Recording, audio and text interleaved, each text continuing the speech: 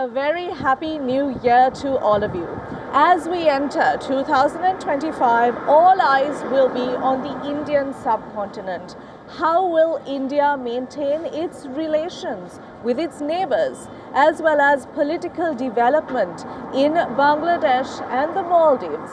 Also, how will Sri Lanka fare under the presidency of President Anura Kumara Dissanayake? All this under the regime of Donald Trump as US President for the second time, with concerns of climate change in the mix.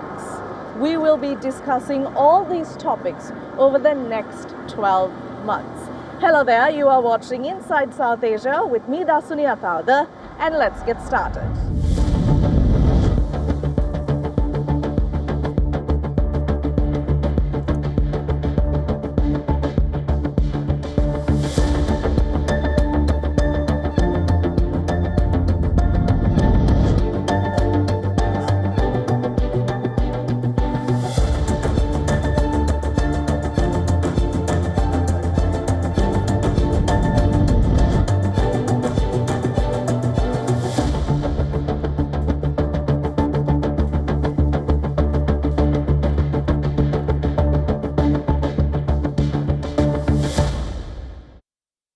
Our top story this week is about two friends now becoming foes. We are talking about Afghanistan and Pakistan. After airstrikes by Pakistan's fighter jets in Afghanistan, as well as clashes between the two militaries in the countries, the relationship between Afghanistan and Pakistan have now hit a new low.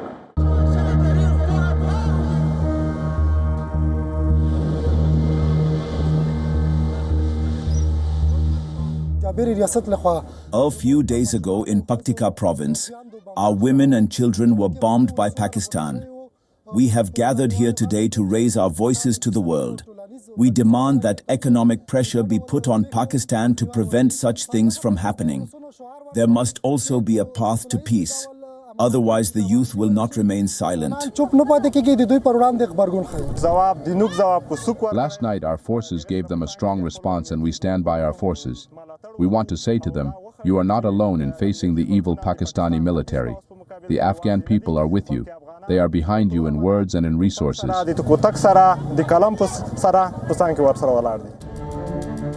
Protests in the capital of Afghanistan's Khost province, days after the Taliban accused Pakistan of killing at least 51 people, mainly women and children, in airstrikes near its border in the southeastern province of Paktika. Following the attack, Islamabad said a Pakistani paramilitary soldier was killed and 7 others wounded in cross-border fire with Afghanistan's forces. Taliban officials said the 24 December airstrikes killed local residents and people who had fled the Pakistan border from the Waziristan region. Bordering Paktika, North Waziristan has historically been a militancy hub. It has been the target of a long-running Pakistani military offensive and US drone strikes during the post-9/11 occupation of Afghanistan that saw many people flee over the border. The militant outfit Tehreek-e-Taliban Pakistan claimed Pakistan had deliberately targeted refugee residences. Generally speaking, we believe that our policy and our decisions are about maintaining good relations and engaging with our neighbors and the whole world. But such brutal attacks and bombings, invading anyone's territory, are not the way to solve anything, nor is there a solution, but it will make the situation more complicated and increase the ongoing problems.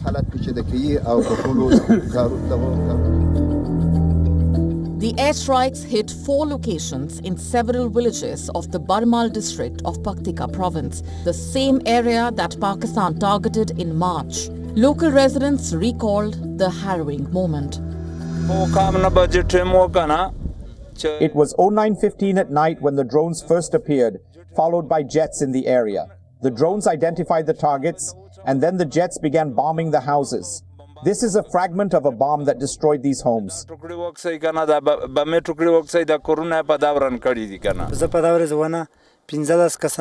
wasn't home that night. I lost 15 members of my family in this house. My father, a brother, 3 nephews, 2 female nieces, my brother's wife, my mother, and 2 sisters. All gone.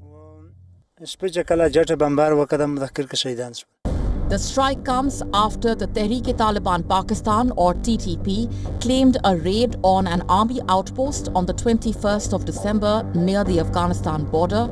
Pakistan claimed 16 soldiers were killed in the attack.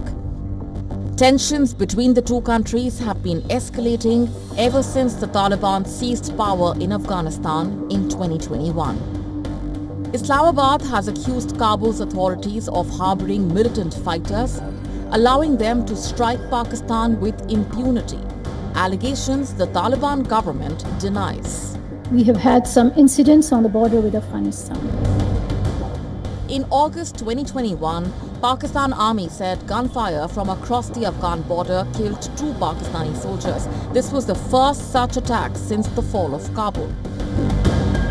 In 2022, Pakistan reported 5 soldiers were killed at a border post in firing from neighboring Afghanistan. Pakistani military conducted pre-dawn airstrikes on multiple targets in Afghanistan's Khost and Kunar provinces that killed at least 47 civilians. In March 2024, the Taliban accused Pakistan of carrying out 2 airstrikes, killing 5 women and children. Pakistan later confirmed its military carried out intelligence-based aerial strikes inside Afghanistan to punish terrorists. Pakistan-Afghanistan relations have been strained ever since the TTP's termination of a ceasefire with Pakistan in November 2022.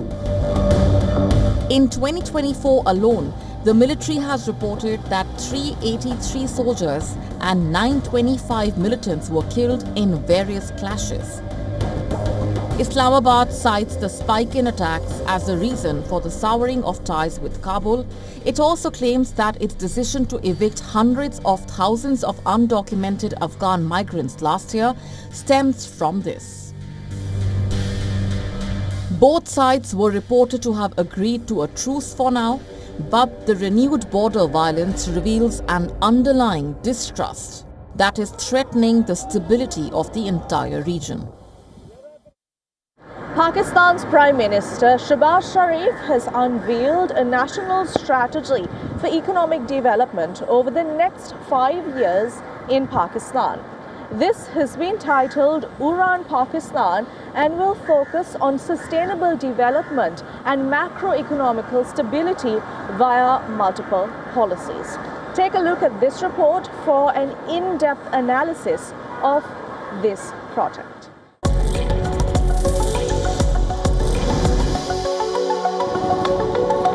What does Pakistan's new economic reform plan for the next 5 years entail? Uran Pakistan aims at attaining a sustainable GDP growth rate of 6% by 2028, 1 million jobs annually, and $10 billion private investment per year. Radio Pakistan reported that Uran Pakistan is built on pillars of 5 E's, entailing exports, e-Pakistan, environment, including food and water security, energy and infrastructure, as well as equity, ethics and empowerment. The new economic plan aims to turn Pakistan into a $1 trillion economy by 2035 and $3 trillion by 2047. Sharif said the private sector would be urged to participate in privatization and outsourcing to prevent massive losses. He said a political dialogue is the need of the hour for these initiatives. Sharif said, and I quote, "Today is a historic day as we commence the journey of Uran Pakistan," unquote. He added that all stakeholders must collaborate for the program's development to succeed. The Prime Minister gave the people credit for weathering the economic storm and said the current stability is only the beginning. He promised to build on it.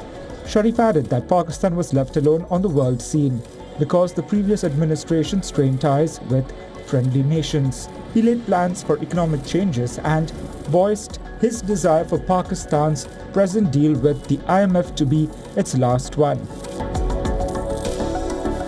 The Prime Minister said, and I quote, "Through hard work, we can achieve success.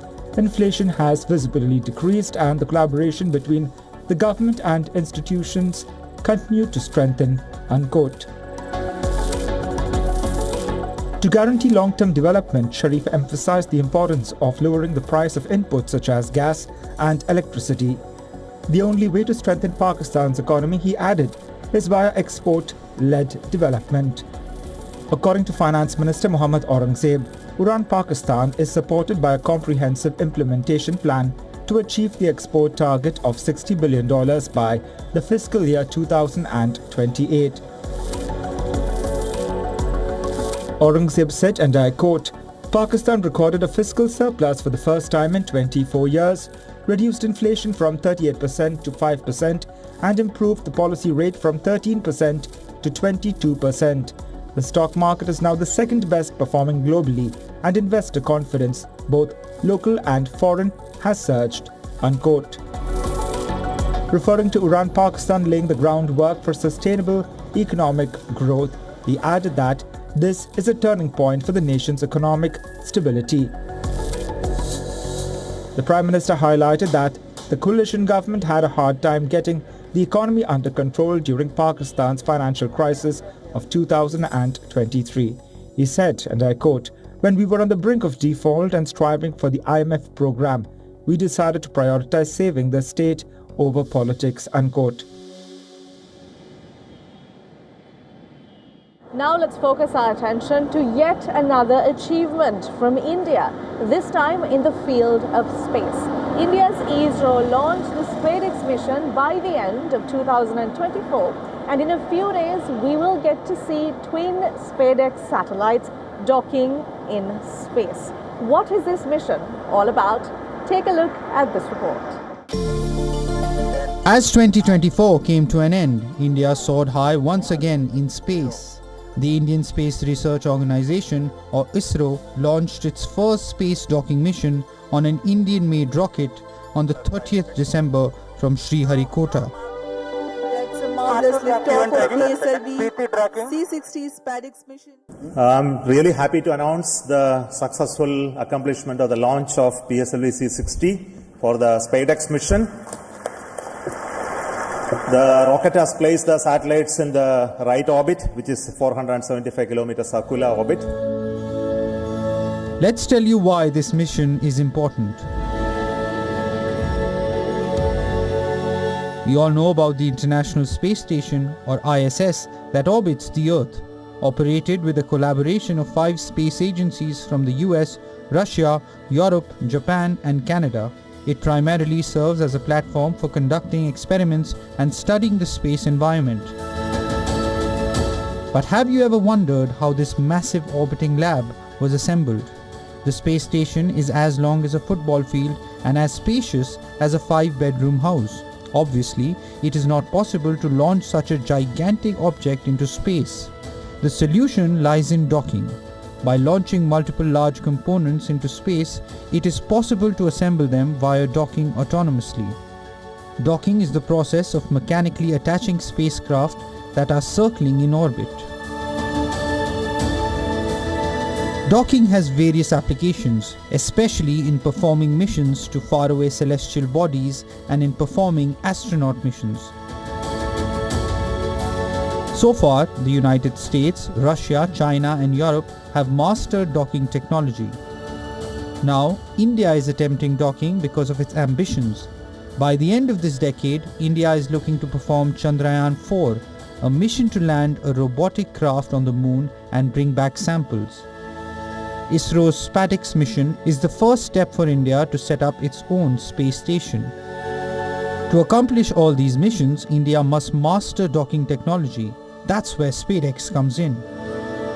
On 30th December, ISRO's workhorse PSLV rocket launched the twin Spadex satellites, a target and a chaser, each weighing about 220 kilograms. India is now embarking on its most challenging space mission yet. This is particularly the most challenging space mission in Earth orbit. So this will be a mission where 2 satellites will be hurled into space at a speed of 28,000 kilometers per hour. And after being hurled into space, these 2 satellites will actually, go on a trajectory where one chases the other. This is the most remarkable part of this mission, where over the next 10 days, these satellites will gradually chase each other. One will chase the other, and at that time they will gradually try to sync their velocities and direction of movement, and at that time one of these satellites will dock with the other, or one of these satellites will gradually attach itself to the other. Now you can see the PSLV majestically lifting off and the characteristic roar of the solid motors reverberating all around Sriharikota over here. So over the next 10 days, these 2 satellites will dock or perform what is known as a space handshake. Docking is a very fundamental step that is important for building a space station. Docking is also crucial for India's future missions such as Chandrayaan-4. In fact, this is a mission that is not just about docking. After docking, these satellites will spin around the Earth, as a unified entity. Thereafter, these satellites will also undock or separate, and then they will start imaging the Earth as 2 separate satellites. Over the next few days, both satellites will grow apart by 20 kilometers. Once all their systems and sensors are tested, they will commence the process of growing closer to each other. From 20 kilometers to 10 kilometers, then 5 kilometers, 1.5 kilometers, and then 500 meters, ultimately leading to the docking of the 2 spacecraft. After successful docking and unification, electrical power transfer between the 2 satellites will be demonstrated. Docking is expected before the 10th of January.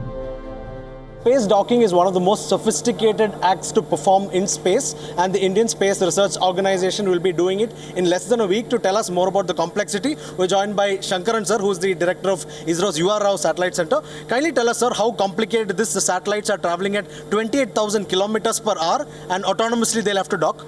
Correct. It is like you would have seen in the movie Speed, how the 2 buses are going at 100 miles per hour together parallelly, and you have to put a bridge and transfer people. It is exactly like that, but only the speed is going to be at least another 2,000 times more.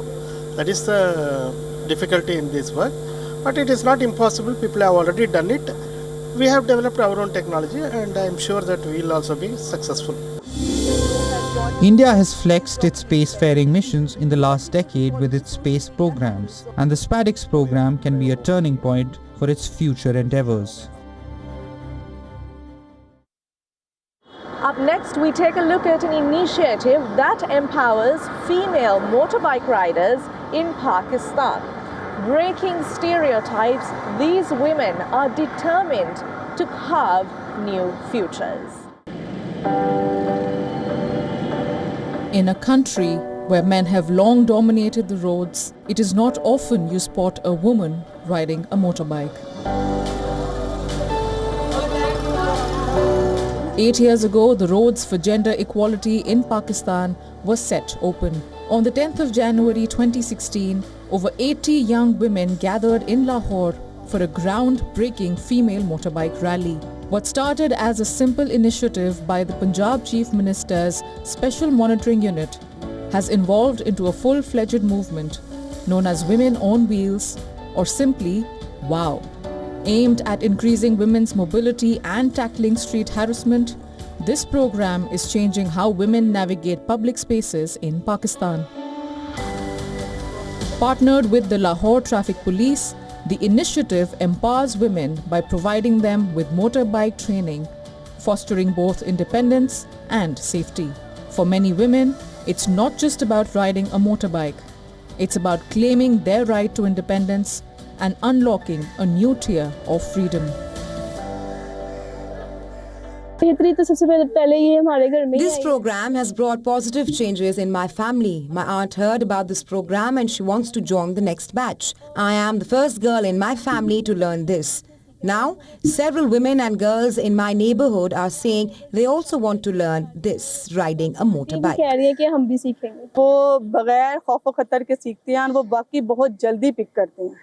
Young women are quick learners because they are enthusiastic and willing to take risks. If God forbid they have a mishap, such as a fall, they do not lose confidence. In contrast, older women tend to be more cautious and thus learn driving skills slowly compared to the younger trainees.